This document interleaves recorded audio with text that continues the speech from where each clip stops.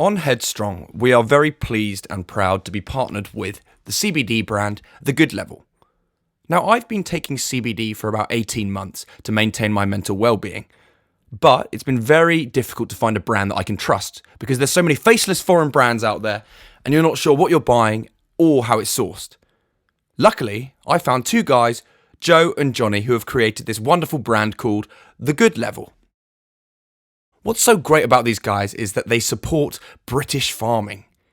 Many brands import their CBD from America, but The Good Level say they don't rely on the methods by farmers that they've never met, nor the farms that they've never seen. They have a really close relationship with their farmers who are in Somerset, meaning they know how their product is produced from start to finish. They're the first CBD company I've found who put a face on the brand, and they're transparent with the whole process of how they create their products. And they've even got their own podcast where they look at the latest research on CBD.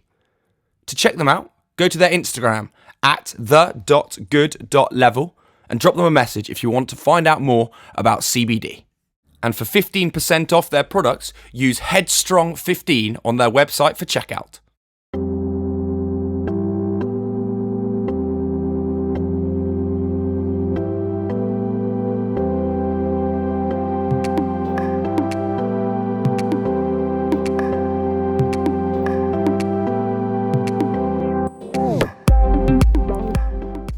Hello and welcome to another episode of Headstrong. My name is Louis Strong and I host this podcast. Headstrong, this podcast, is where I sit down with a number of individuals in the public eye to talk to them about their vulnerabilities, as well as their lives and their careers, to inspire you, the listener, to understand what it means to be headstrong. And to me, that means to believe in yourself, to talk about your vulnerabilities, and reinforce your self-worth. This is my 6th series of the podcast, and I've had some incredible guests to date. And the chap that is on today's episode, I have been trying to get on since the start of the podcast over 2 years ago now. And that is Asa Butterfield. I starred in Slaughterhouse Rules with Asa back in 2018, and we've stayed in touch and seen each other multiple times since. But I've always been intrigued about his own story and narrative into the acting world. Of course, he started acting young, and I had many questions about his young career and how it started, and in particular, the boy in the striped pyjamas. We also talked about his hobbies and what the word headstrong means to him. So I really hope you enjoy this episode of Headstrong. Asa, thank you for joining me on Headstrong. Oh, mate, it's such a pleasure, honestly. I'm so pleased that we've managed to sort this out, man. It's very kind of you to do it. It's been years in the talking. Years in the making, and here we are. Our lunch, wherever we were, I think it was at the Breakfast Club. I mean, I don't know how many years ago this was now, when we first chat about doing this. Yeah. And, all sorts happened, but eventually we came around, or I came around. You're a busy man. I wouldn't worry about it. Trust me. I kick off. How have you been? Mate, I'm very well, thank you. And do you know what? I'm gonna hit the question right back at you, because I'm starting every episode this series in the same way, in the same manner. Because one of my guests started this initiative in lockdown called Check In With You. And so I'm going to check in with you. How are you doing today? Mate. But just generally in the bigger picture, how are you feeling? What's going on? How am I feeling? I mean, the answer everyone just says, "I'm feeling good," and honestly, I am feeling good in general. I've got a little bit. I've not been up to much the last couple of weeks, so I've enjoyed kind of a bit of travel. I was in Utrecht last week, working with this gaming organization, and that was the first time I'd left the UK since pre-COVID, and it was so nice just to be in a different space and kind of have a bit of a break from sort of life. Not that my life's particularly tough at the moment. Summer's coming around, and yeah, I'm doing well, Louis. You know, it's important to take that time out, give yourself time, because I'm sure that there's a lot of expectation on your shoulders. So it's nice to have a a little bit of respite and go do things that you want to do. Not that you don't want to do your work, whatever, but go you're and right. fulfill your passions as well. And sort of like just like ignore your emails for a few days and kind of and exactly do something that you enjoy doing and can just like focus on and have fun. It's the best. So I'm going to put you on the spot here because there was one bit that I didn't send you before this podcast, because I know that over the past couple of years, oh boy, of getting this locked in, you were slightly apprehensive about coming on, and understandably so, because of the general topics of what these conversations can be very deep. And I don't necessarily want that from friend to friend. I just wanted to talk to you about a number of things, but I wanted to ease our way in. And I wrote some quick fire questions because I thought that'd be a fun way to just break it in and actually see what AB likes. Are you up for it? I've got about 10 questions. I'm up for it. I'm so up for it. Okay, they're like short answers. Go on, how quick fire are we talking? I mean, I want the first thing that comes to your head. I mean, unless it's really sick. All right. Okay. God. If I've got a really long pause, then I'm having to sort of backtrack. Okay, we'll start easy. Marmite, love or hate? No, not for me. Favorite day of the week? Oh, maybe Saturday. Love it. Bit of Sam Fender. Yeah. Saturday brunch. Of course. Go-to ice cream flavour? Banoffee. Oh, great shout. I'm with you. Okay, this is a good one. They rarely have it, but if they do, can't go wrong. I'm all in. This is a good one. If you could bring someone back from the dead for 24 hours to chill with only you and you can ask them anything, who would you bring back and why?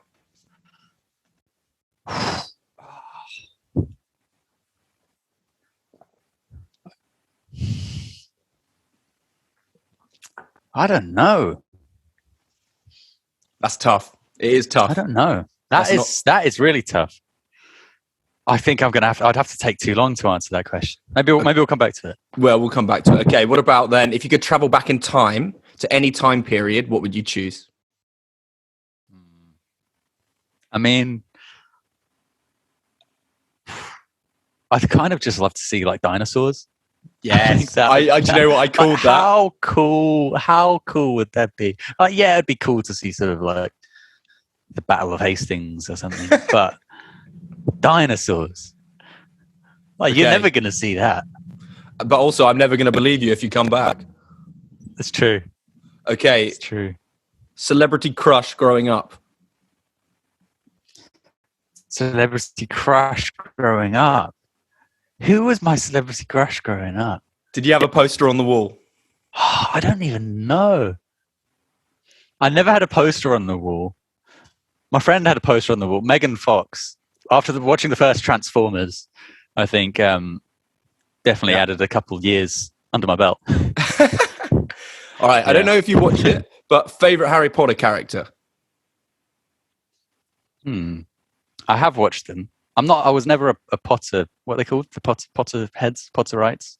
Yeah, I don't know actually. I'm sure there's like a collective noun for the Potter fans. Yeah, I don't know what it is. A favorite character.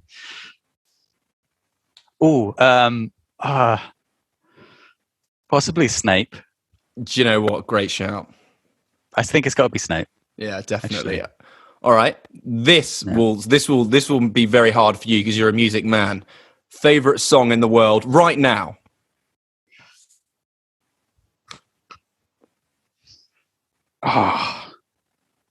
That is hard. Favorite song at the moment, right? Favorite song the song I'm playing a lot of right now is, there's a few. This is tough, Louis. I know. I apologize. I didn't think these questions would be this hard. You said quick fire, and I'm here like, biting my nails trying to think of a song.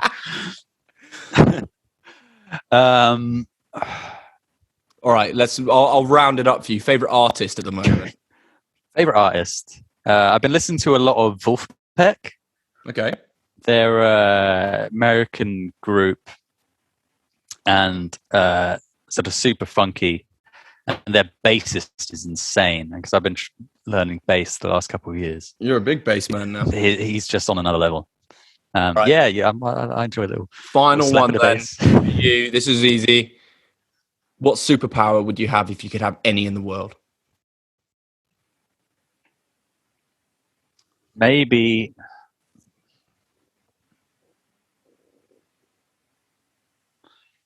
I like the deep thought that it's so difficult. Like imagine if you could control like kinetic energy. Oh, it's kind of a cheap answer because kinetic energy is like anything that moves. Everything's kind of kinetic energy. Anything that moves, exactly. So you can kind of do anything with that. You could you could fly. You could, I don't know. Oh, I feel like that's a little loophole in the question. I like it. It's a slight loophole. You can tell I've thought about this. Yeah, that's definitely been like a conversation that's happened at like 1 a.m. before. You're like, oh yeah. Oh, I love it. Well, look, man. Do you remember when we first met? We met back on the set of Slaughterhouse Rules, which also seems an eternity ago. In fact, no, we met in the rehearsals beforehand, which was we were lucky enough to rehearse. I mean, we had that little space in like it was like I can't remember the name of that area, but it was all quite modern. Yeah, and I was going out to get these like crazy sandwiches. I literally remember you coming back with like the biggest thing. Yeah. There was that place outside, literally outside, and I was like, "Oh, man, you could smell it. We could smell it as we were rehearsing." Like, what is that? Is it weird to reflect on jobs then? Because it's like it's so weird to kind of like you do one and you're kind of immersed in the world of a job that you're just living in, and then you stop, but you've become like mates, almost family to a degree for kind of months on end, and then you're on to something else. Do you know what I mean? Mm-hmm. Yeah, it is. It's such a weird. I totally know what you mean because it's so sort of consuming and intense and bonding for the time you're there, and then when it ends, it's not like you sort of then go back and shoot a few days. It's just there's like a sort of cold ending to it, and then you might not see these people for I don't know. It varies, but it's funny looking back on them because there's such vivid sort of moments in time, and you can I can track them back and like which year I did which one, and it was like and they all kind of have their place with the people I've met. It is it's funny looking back on it. If we specifically look at Slaughterhouse Rules though, what a hell of a cast that was. And do you know what? That was my first job as well. And I mean bloody lucky. I mean I was very lucky to have such having a group of people sort of your own age and kind of and not even just your own age, but who are fun and are down to kind of have a laugh and form a kind of friendship with the team is the best. It's the best feeling, and we did get super lucky on that job. Oh, that was really, really good fun. I remember that during those rehearsals. I mean, I told you before, but like Finn Cole. We went downstairs like after the first thing, and obviously I was just like, I was kind of bricking it when I was turning up. I was like, I've never done this before. What do I expect? What kind of rehearsals are these going to be? And Finn literally put his arm around me being like, mate, I can tell you're nervous. If you got any questions, fire away because I know what it's like. And that reassured me straight away. And you were exactly the same as well. You're just like, at the end of the day, it's just some down-to-earth people there to do their jobs. And you're also there to have fun at the same time. That's what was really like, I don't know, comforting. Mm-hmm. Yeah, nice. Yeah, Finn's such a sweetheart. I love that boy. Oh, absolutely. Do you get nervous before you start a new job? I do, and I'm pretty good at like sort of controlling my nerves, and I don't get that nervous. And I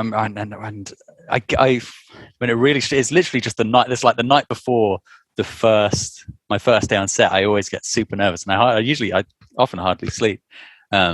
Just because I don't really know why. Because I've worked on so many sets at this point, but there's something about it that is, I don't know whether it's kind of, I think I potentially expect a lot of myself. So I kind of really want to do a good job, especially when it's like a new set, new people you've never worked with before.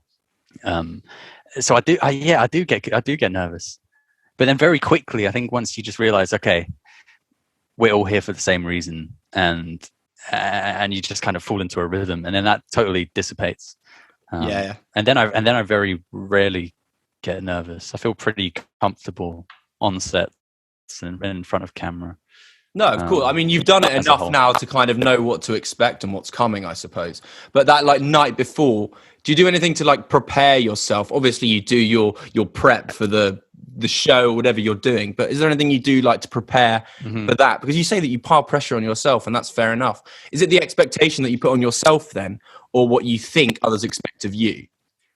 I think it's possibly more what others expect of me.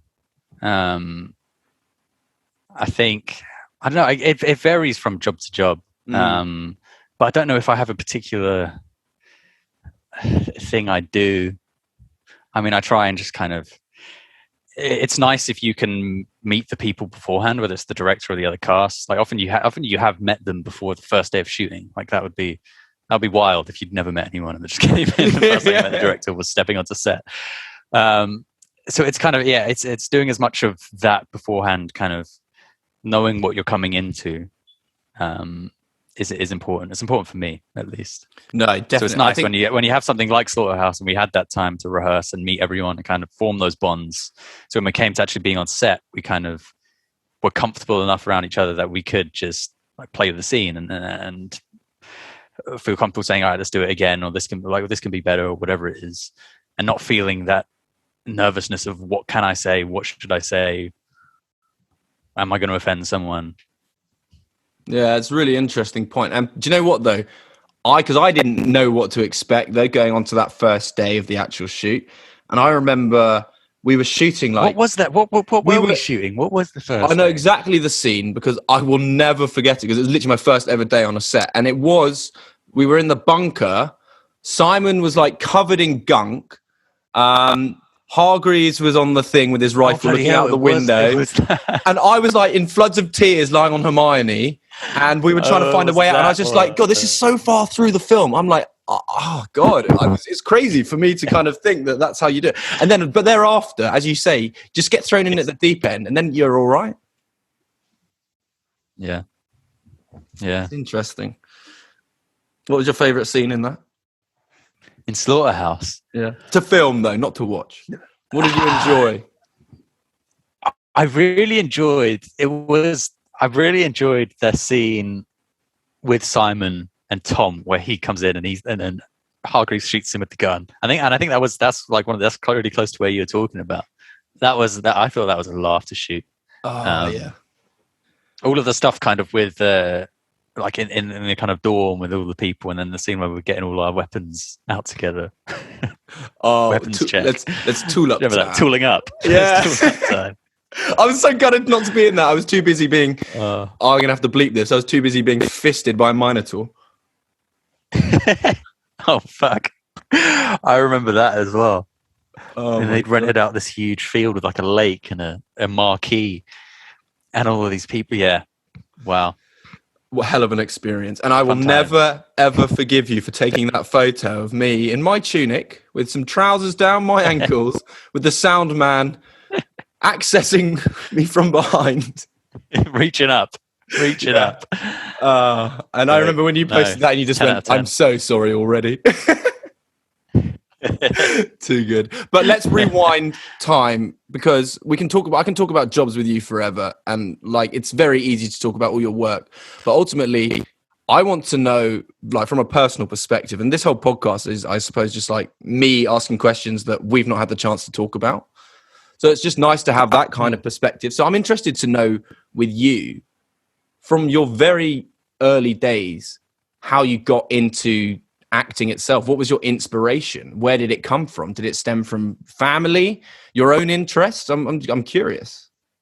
It's honestly, Lou, I get asked this question a lot, and I don't really know where it really came from, because when I started acting, I was going to this drama class, sort of after school club, and the reason I went there wasn't sort of to become an actor. I only went there because my brother did, and my mum thought it would be a good way to sort of me to be confident and like meet new people. And I agree. I think it's a great thing for kids to be able to kind of explore the creativity in any way. And that was why I did it. I never kind of went there thinking, oh, I'm gonna be an actor. This is what I want to do when I grow up. So when I had my first audition, when I must have been about 7 or 8 years old, I didn't really even know what an audition was. I was just kind of like, sure, that could be fun. And I did a small film when I was about 8. Did a couple of things before I landed The Boy in Striped Pyjamas, which was like my first major role, I suppose. And we filmed that. I was 10, and we filmed that in Budapest for 3 months. And I remember even at that point, one of the things I was most excited about was just not being at school for 3 months. That was like, I was like, oh, so I get to not be at school for 3 months. Mum was like, yeah. She's like, but you have a tutor, so you have to, like, you're still gonna have to do work. And I was like, yeah, but I'm not gonna be at school. She was like, yes. And so yeah, and I had a great time making that film. It was hard at points. I remember it being difficult. For sure. Go on. No, before we talk about The Boy in the Striped Pyjamas as the film, I'm curious to talk about that educational side of things, and then I'll also talk to you about the audition process for it. But in terms of the educational side of things, you talked about the tutor there, and obviously the joy and elation of not going to school, but then obviously they have to fulfill educational requirements on a set, right? So what was that kind of like structure like in a day? Casting your mind back, I imagine. Yeah, literally. Like, so roughly, and it's so varied because sometimes you had days where you had to film more, but there's certain restrictions when you're a child, like the amount of hours you could spend on set, the amount of hours you have to be in school, etc. I think we had to do roughly 3 hours of tutoring a day, but some days it might be less, but then you always had to kind of make up for it in the week, whenever it was. And I remember from The Boy in the Striped Pyjamas, there was this trailer. I had my trailer where I'd get changed and I'd have my lunch and all of that. And then there was another trailer where I'd do my school. And my tutor, Rachel, would, I guess, just get the work from my school. They'd send it to her, and she'd kind of find a way to kind of teach it to me. And that was about it. I remember it. I sort of remember it being relatively fun. I feel like we did quite a lot of creative things. I remember like writing stories and stuff. But I guess school, when you're that age, when you're like 10 years old, it's not really hard. No. Like, yeah, when you look back on it, it's like, it's the homework you get's like, come on. But yeah, no, that was my experience. So did Rachel tutor just you, or did you have like others in the cast? No, she would tutor all of us. Okay. There were three of us who were kids. Yeah. Film. And then I've done other jobs where there'd be more kids and they'd have more tutors. Yeah. That's really interesting. It's just like something that you just don't realize you have to account for when you're like casting a child on a set, because you just take it, you just see the motion picture, right? And you don't see the behind the scenes of it all. Yeah. And it's strange because you'll be on set and you'll be doing a scene, whatever, for an hour, and then you come off and then you go and sit down, and then you're doing like a maths test for an hour, and then you go back on set. Really? That's mad. And it's a funny sort of juggle of things, which you do get used to. I got quite used to it. Yeah, exactly. It's not the norm, but to you, I suppose it was just like that's just what you do. It's just comes with the gig, right? Yeah. Exactly. So how did the audition process go for that then? For Boy in the Striped Pyjamas, I think there was quite a lot of auditions. I seem to remember there being about at least like 6 or 7 recalls and chemistry reads. Going from the very first sort of workshop. It might even have been a workshop, the first one. And then and it's quite a while before they decided on the actors, I think. Which is crazy to think about. Yeah, absolutely. What was your knowledge of kind of before you took the job, or before the job was offered to you, about what the story was, because obviously it's a book. Mm-hmm. Yeah, because it is a book, and actually, do you know what? I'm teaching it in September as my English book to a class, which is hilarious. Oh man, but yeah, no, there were a few schools when I was growing up that did it. Thankfully, my school sort of saw that there might be some issue there if I had to study the film I was in, so we never studied that, but a lot of people did. In terms of what I knew going into the film, I knew bits. I knew about the Second World War and some of the things that happened, but I wasn't. I mean, only that age, there's sort of some things you don't need to learn yet, and so I was definitely naive to the details, and I think deliberately so. I think at least they wanted to keep that innocence and whatever for obvious reasons. Yeah, sure. But I did read the book. I read the book with my mum before we started the shoot. And I mean, it's pretty harrowing. It's pretty harrowing stuff. Yeah. No, it definitely was. Physical and mental well-being are so important and come hand in hand. I'm incredibly proud to be sponsored by the CBD brand, The Good Level, who have well-being at the very forefront of what they do as a company and a brand. They offer CBD oils, balms and jellies, all of which are full spectrum and extracted by a cold press. Their oils are all made with extra virgin olive oil from Kalamata, and that makes them so much tastier than any other that I've tried before. Their balms have a fantastic smell as well, and are great to use on your skin or any pain you're experiencing. And of course, their jellies taste so great for any sweet tooths. They also have a commitment to sustainability, pledging to plant at least 500 trees every year, along with ensuring all their packaging is recyclable. So if you want to check The Good Level out, go to their Instagram page at the.good.level, where you can find out all about their products. And if you'd like a discount, feel free to use Headstrong15 at checkout on their website. Did you feel any kind of weight or pressure externally on you when you were filming that? Because obviously at the age of 10, you talked about your naivety going into what you did know about the subject, which is a good thing to retain that innocence. But were you aware of the kind of production and budget and things with that kind of side of the pressure? I don't know. I mean, I don't really. This is such a long time ago. I don't really know what I was thinking when I was 10 years old, still on that set. But I think I was. I've got to be at least somewhat aware, because it's any film set is such an enormous production. There's so many people working for this end goal, and so many departments, and so many people relying on everyone else to do their job. And I think I definitely felt that at one point. I don't remember this, but there was a point. My dad told me this.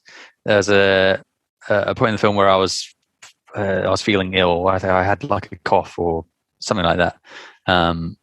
And they asked if I wanted to sort of go home and sort of like take the day off or whatever. And I said no. I wanted to keep working. I'm assuming because I felt somewhat responsible for sort of do my job. So I think I must have felt some level of responsibility in that regard. Yeah, that's really interesting. I mean, God, it's tough as well. Like as a kid, if you were falling ill on a production, you don't want to just let people down, right? I mean, even now as well. Exactly. You never want to let people down. I'm the same now. Like if I will always want to kind of like do my bit, because as an actor, so many people rely on you to kind of for their jobs to sort of for everything to sort of move together and for you to actually sort of be able to shoot. So there is absolutely some responsibility that I feel towards the crew and everyone involved. And that's the same with every production for sure. Like every single job is unique. And by that as well, I assume the audition process for you has changed over the years, I suppose. I mean, now there are occasions where you're offered the role straight up. Am I right? Yeah, there are. And that is always very nice.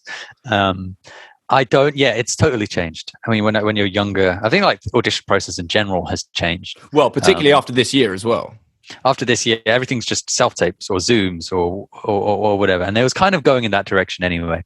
Gone are the days of kind of workshops with big groups of actors, and day by day, less and less people turning up as they whittle it down, which is sort of which I've done, and it's a horrible feeling seeing people drop off. Yeah, what is my audition process? I mean, I feel like I'm at the stage in my career where I only really audition for things that I really want to do,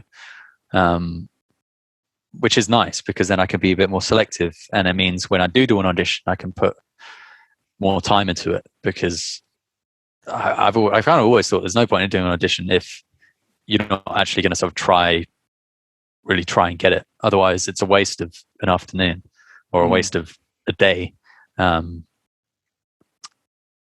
So yeah, I mean, it depends. I mean, in terms of my process, it depends on the project and how much information I've got. If I've got a script, you read the script. If I've just got scenes, then you kind of have to build your own idea of this character just from what you've got on the page and what you've got on these scenes.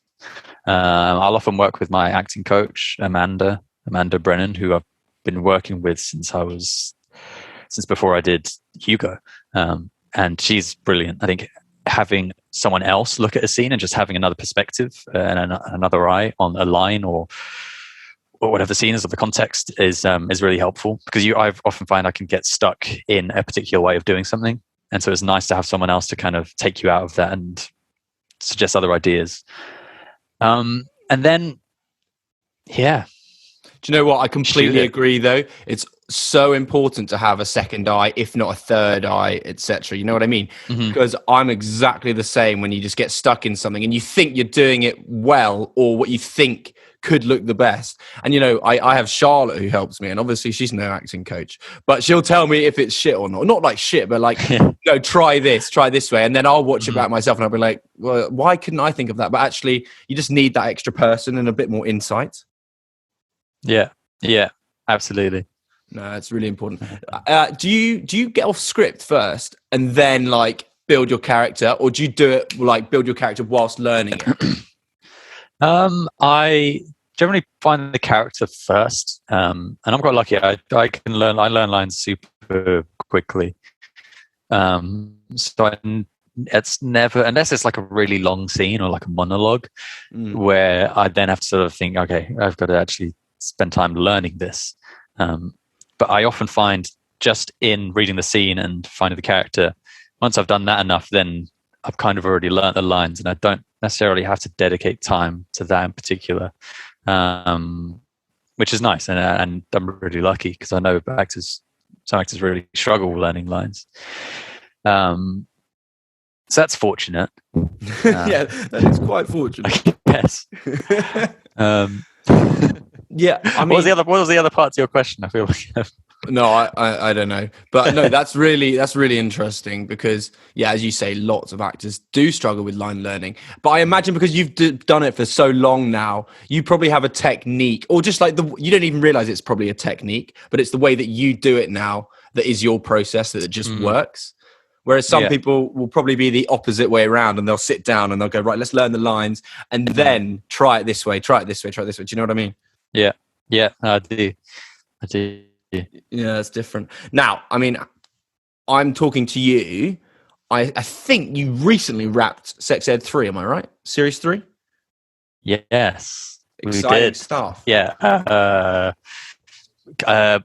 month or two ago now. A couple months ago we finished.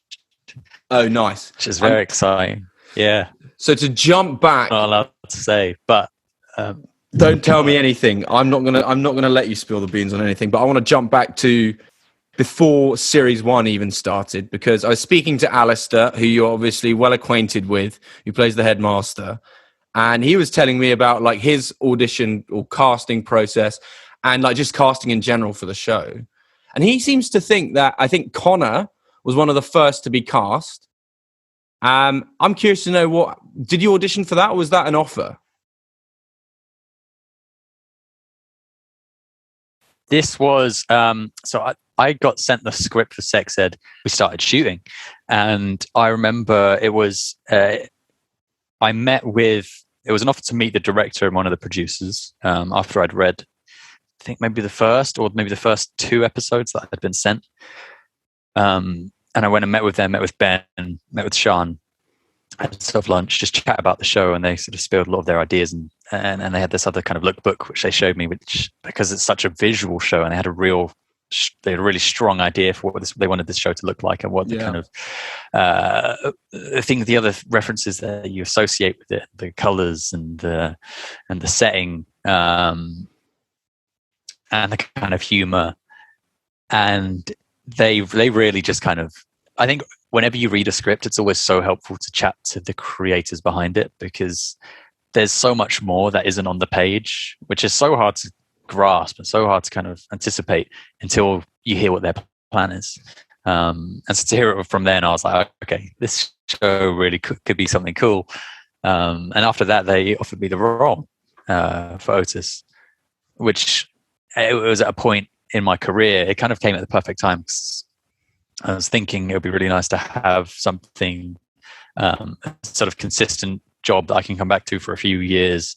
TV shows were becoming sort of more and more, not mainstream, but just the budgets behind them, and the quality of them, and the writing of them were getting better and better. And so I thought this is like, so I was filming in the UK, which is always nice. It was a fun project. I could tell just from the script, we're going to have a laugh making this, and that's potentially the most important thing. Well, yeah, I mean, you've got to enjoy the job, right? And actually, it's such actually similar to Slaughterhouse in the sense that it's a real community and kind of ensemble of young guys who are just coming together, just actually there to have fun as well as create some good material. It's really cool.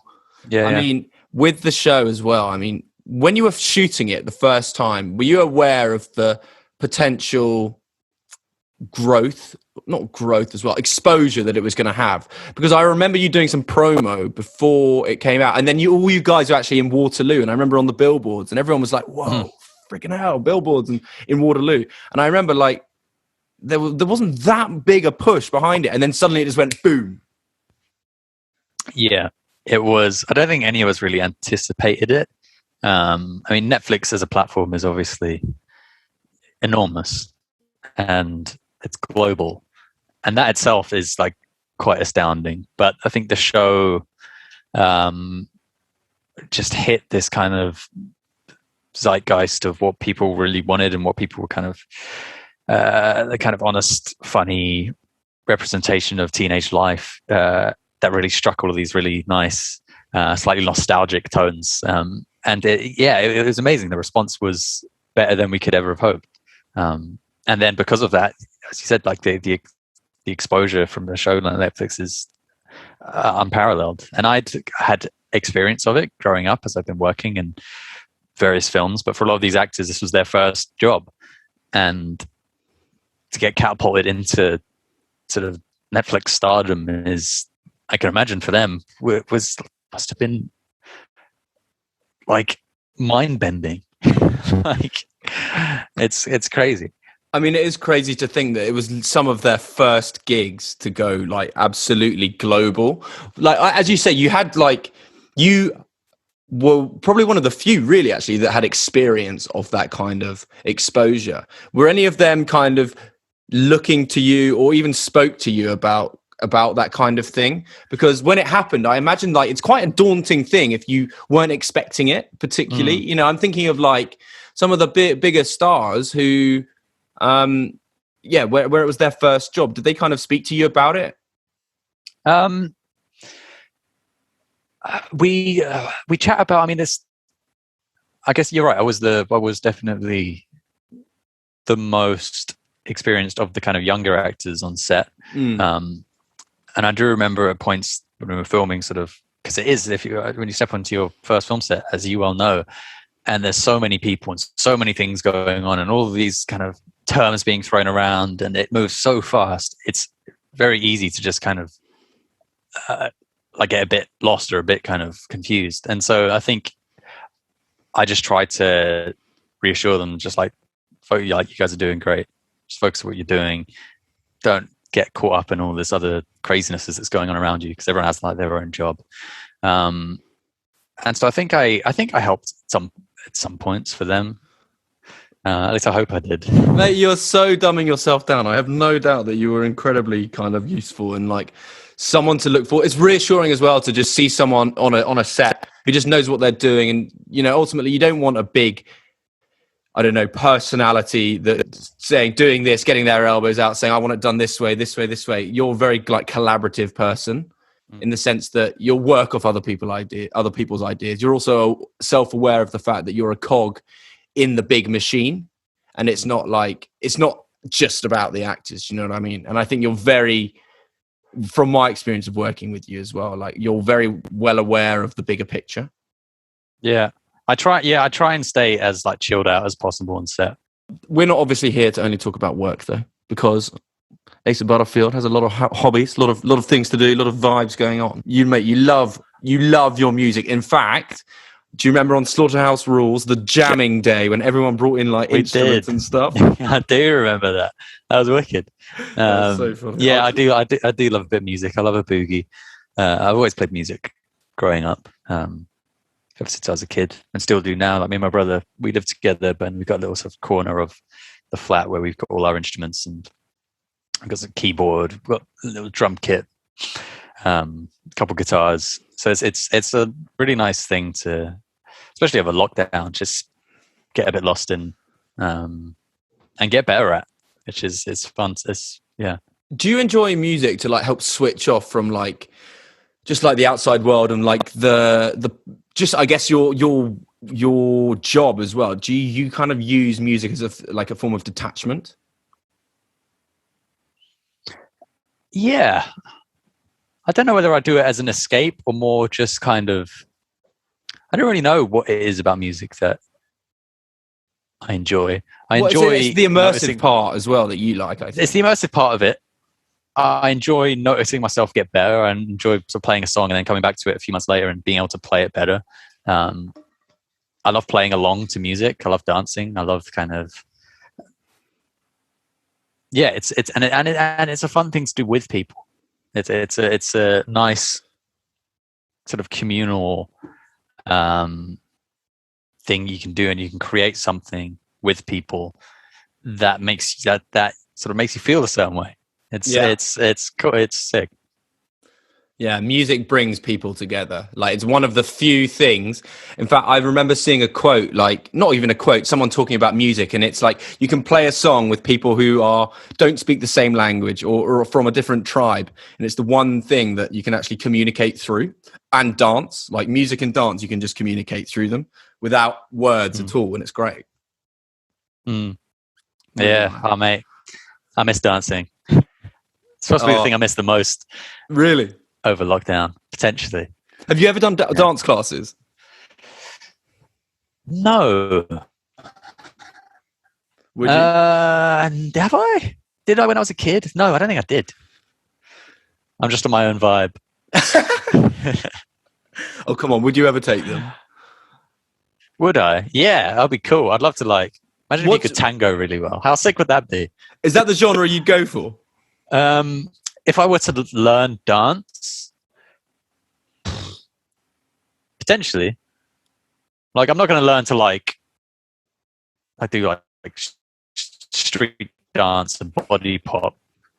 Like that would be cool, but I feel like that's almost too cool. It's quite hard to pull that off. I'd rather just let bust out when no one expects it, and holy shit, this guy can tango I don't know who. Yeah, you're trying to think of a tango dancer.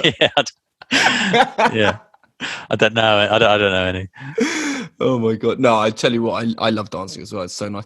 I mean, do you know what? That's so weird as well. Like thinking about dance, just generally as well. Thinking about how dance has changed. Because I was just thinking, the only dance really that is widely available is going to a club. Like back in the 1920s, you'd go ballroom dancing with your partner. That's what you would do. So different. Have you ever been to a Northern Soul night? This All the may soul surprise dancing. you, Asa. I have not. It's I've only been to one, and it's sort of a bit. It's not quite ballroom dancing, but it was essentially this huge ballroom, and the floors are kind of bouncy because the dance is very much like really upbeat. And I can't even remember what the songs sound like. If you search up like a Northern Soul playlist, you'll get it. But you reminded me of that with your ballroom anecdote. My ballroom tangent. Good Lord. With the lockdown as well. But so you were living with your brother during lockdown. Did you enjoy that? Like, as in, obviously you enjoyed your time with your brother, but as in, did you enjoy the time to reflect and stop? Because nothing could go on for a period of time. Did you enjoy that time where you literally, as you said at the beginning, you didn't have to check your emails, you didn't have to do X, Y, and Z. You could literally just play music, chuck on the TV, game, whatever you wanted to do. Part of me did enjoy it. I think I enjoyed the complete kind of stoppage of everything, and the kind of reset. It was weird, but we got used to it. I feel like surprisingly quickly.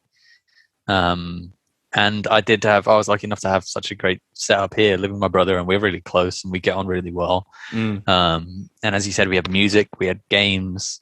I had a balcony, which is like the nicest. I became so appreciative of just having a balcony and like going to the park and just the simple things like, which you totally take for granted. And I've probably now, again, I've already started taking for granted. Yeah. But just in that sort of 8 months, those little things were just like what made each day go by.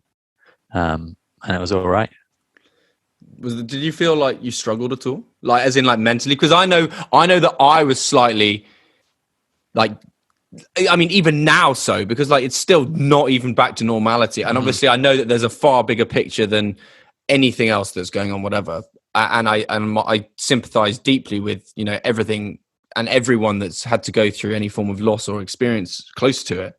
But I know for a fact from a personal experience, being locked up is very, very difficult. And I was getting frustrated that I literally couldn't do things. And it's like simple things like, well, I don't know, literally anything.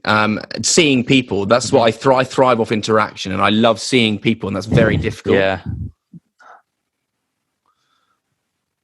Was it No, tough I for you? definitely felt that. I think the sort of first 2 months, the first couple of weeks were like, whoa, this is weird. And then there was a sort of month or two where I kind of felt like, wow, this is great. Like I can just like do whatever I want. And like the spring was here. And then I remember in summer and sort of in August where it was still like the points where you couldn't see people. And I was starting to kind of get like cabin fever of just being in my flat for so long. But thankfully when that really started to kind of, where I started to feel that was when I went off and started shooting sex ed. So then I did have this kind of this other world I could just like immerse myself in, and be more social than I'd been all year. Because the film set, you're with 100 people, kind of all just working together, and I'd forgotten what that felt like. I remember being on set for the first time. Everyone was like, "Whoa!" Like almost feeling a little bit uncomfortable because there was so many people around. Yeah, it was mad, and I was so appreciative of just being able to have conversations and laugh with people and be in such a social environment, and be outside largely. And it was kind of the end of summer, so we still had it was great. It does make really the world you do become so appreciative of such small, we take for granted and insignificant things in what is normal life. But then when luxuries are taken away from you, you realize how important it is to even have a backyard or a balcony, like you say, and just have that, even just that access, which is so nice. And then you being able to see people, literally that many people. I wouldn't have known what to do. I think I've forgotten how to socialize to a certain extent. Like seeing people now, like, because what do we do now? Because it's still like, do I shake hands with people? Do I elbow you? What if someone comes in to shake my hand and I'm going in for an elbow? I look like a rock spanner. I know. It's funny. And I feel like that it could be that way for a while. I feel like masks are going to be pretty normal for a while. Yeah. Yeah, it's the elbow or the fist bumps. They're like a classic. Yeah. But the old elbow tap, it's a weird one. Yeah. But suddenly that's the thing that people do. How many COVID tests do you think you've had in your life now? I think I'm nearing. I've got to be like at least past 80. I think I'm going on 100 since my first one, just before I started sex ed, and not a single one has been positive. Whoa. How about that? Hey. How about that? How about that? Yeah, I bloody had one this morning as well. So that must be like 82 or something. Oh my days. Well, we'll have a party when you get to 100. Yeah, exactly. COVID party. Yeah, exactly. Okay, maybe not. Why not? You're going to absolutely kill me for bringing this up. I absolutely have to, because I've never talked to you about it. No. And I want to talk about your hairstyles. Oh boy. I'm so glad you lot can't see my hair. I'm desperate for a haircut. I'm going in next week. Do you know what? You are close to David Beckham on the amount of hairstyles you've had. Am I? I suppose joking. I feel like I have my standard cut, which I've had for maybe 80%, 85% of the last 10 years of my life. And then I go super radical. Like when I've suddenly, like, it's just a flick switch, something snaps. I'm like, I can't do this anymore. And I shave it all off. Or I give myself a mohawk. Or I bleach it blue. See, I like when you went bleached. Yeah, that's right. You did see me with my bleached hair. Yeah, I'm all for that. In fact, I remember when I did that once. I was 15, and it was the first holiday I think that I'd ever been on without my parents. So naturally, I had to do something that was radical. Something you wouldn't have got away with otherwise. Yeah, exactly. Yeah. And I remember getting on the train to meet my dad on the way home, and he wasn't even looking for me. He just saw this white beacon at the other end of the train, and it was just me bobbing along. All right, Dad. Oh my days. But yeah, no, that's good. We haven't even talked to you about any of your gaming stuff. Are you still doing any competitions? I haven't entered any competition in ages. But I mean, you can't really at the moment. I mean, there are online ones, but I've not. Yeah, it's my competition entering has taken a backseat. My gaming hasn't necessarily taken a backseat. I mean, games. I think I read last year, games for the first time ever, I think, made more money than like film and TV last year, or something. Wow. Something crazy. And it was a real summer of games. And it's still a big part of my life. As I said, I was in Utrecht the other week working with Team Liquid, who are this gaming organization I partnered with, and we were shooting some content, and they're going to be taking me out to some events in the future.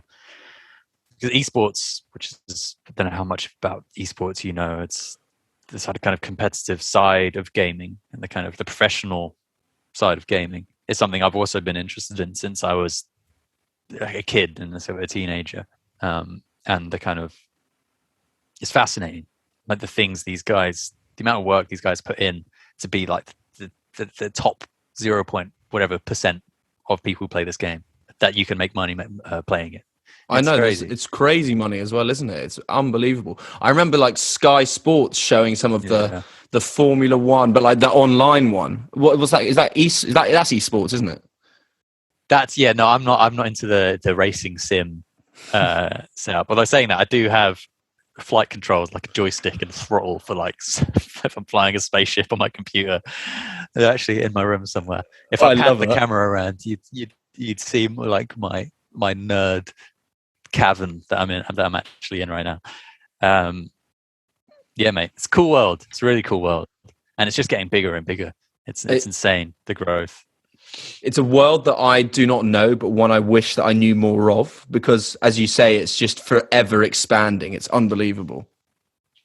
Okay, yeah. As we wind down though, I've got two questions that are a bit more serious than what we've been touching on. The first one being, and I feel like this is important because I know that you do some acting coaching and stuff, and people probably come to you for advice. So I'm intrigued to hear what you say. What piece of advice would you give young actors listening to this who are getting into the acting industry, and indeed particularly now with this kind of new outlook and approach?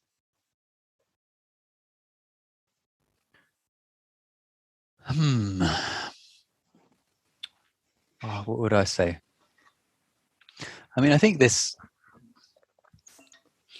bit of advice sort of goes beyond just acting, but I think it's important in our work.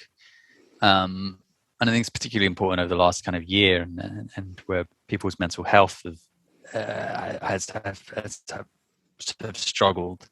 And that's just to not put too much pressure on yourself, and to not expect the world from yourself. I think there's you can get so much from just reflecting on what you've done and rewarding yourself from whatever effort you've put in, and yeah, just kind of not. It's acting with acting. I think there's a lot of people think it's like be all end all, and there are so many people who kind of dedicate their lives and every moment to getting this next job, and I feel like you lose the joy in acting in that when you do that, because it's such a journey, and there are so many other things you want to experience in your life which make you a better actor. I think acting, so much of acting is drawing on experience, and if your only experience is working to get this next job or whatever it is, then you're kind of shooting yourself in the foot. I know I've gone on a bit of a tangent here, but basically, be proud of whatever you're doing. Don't be too hard on yourself, and yeah. Would you say then, just on a similar note, no, because it's what you've said is quite like resonates quite a lot actually with me. Would you say that you've learned to put less pressure on yourself now? Did you used to put on more pressure on yourself, or have you always actually had quite a good attitude and outlook on it then? I know, weirdly enough, I think I almost put more pressure on myself after everything I've said. I feel like I weirdly put more pressure on myself now. I think that's possibly more than when I was a kid. I think when I was a kid, I was quite good at not putting too much pressure on myself. I don't think I took anything too seriously, which is, I think, is important when you're young, to be able to kind of make mistakes and learn from them and enjoy being a kind of kid. Because when you get older, you probably can't make those mistakes anymore. And I feel like as I've got older as an actor and as I've got more experience, I feel like I possibly do expect more of myself. And yeah, I don't know. There's something to gain in kind of pushing yourself, I think. Definitely. It's just finding that right balance, right? Because if you put too much on yourself, you're going to burn out. You're going to literally, the fire will go out. Your love for something will go out. But if you still retain that enjoyment in anything that you do, but still want to succeed in it, then that's a good balance. Mm-hmm. Yeah, no, you're right. I'm not right. No, just that's what I think. My final question, which I ask to everybody that comes on the podcast, is: what does the word headstrong mean to you? What does the word headstrong mean to me? I think being headstrong is knowing yourself, knowing, being confident in what you're doing, and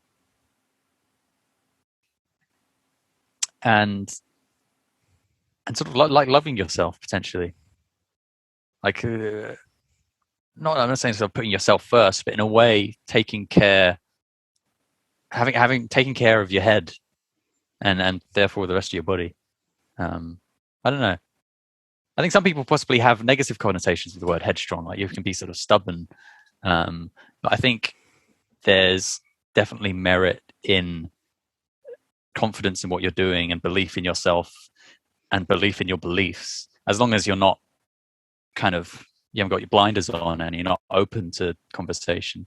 I think being strong-willed is a good thing. Nice. I agree with you. Yeah, no, I it's interesting because when people come on the podcast, they see the other side of the definition of headstrong. Because I think when you first hear the word headstrong, you immediately do think, stubborn and ready, like they've got their goal and they know that they're going to get to that no matter what. But I think there's a more tender side to its definition, or in this context anyway. Yeah. So I appreciate what you said. Thank you very much. Good, sir. Thank you for joining me. Louis, it's been a pleasure. Genuinely. I'm glad we did this. What a little ramble we've had. I know. We did the whole tour. The whole tour. Oh, man. Thanks so much. Mate, no, that was lovely.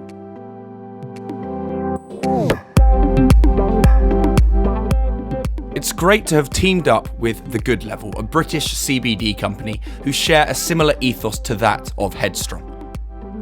The Good Level co-founders, Joe and Johnny, believe in CBD as it's helped them and their families with their physical and mental well-being.